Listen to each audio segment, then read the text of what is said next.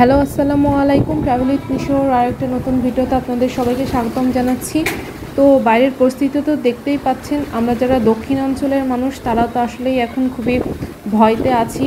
তো ঘূর্ণিঝড় রেমাল কিন্তু আঘাত হানছে এবং হচ্ছে যে এটা কিন্তু দুপুরের দিকে খুবই কম ছিল, মানে বাতাস হচ্ছিল, সারা সকাল ধরেই বাতাস হচ্ছে, কিন্তু যত রাত হচ্ছে ততই বাতাসের পরিমাণটা বেড়েই চলেছে এবং 10 নম্বর বিপদ সংকেতও দিয়েছে।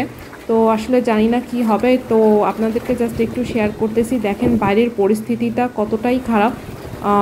যারা দক্ষিণাঞ্চল, খুলনা, সাতক্ষীরা, পটুয়াখালী, বরিশাল, তো সবারই মূলত হচ্ছে যে আবহাওয়ার অবস্থা খুবই খারাপ। আর যারা উপকূলীয় অঞ্চলে তাদের তো হচ্ছে সরিয়ে নেওয়াও হয়েছে, দেখলাম নিউজে। তো আসলেই কিন্তু খুবই ভয়ানক ব্যাপার। তো দেখা যাক কি হয়, আল্লাহ ভরসা।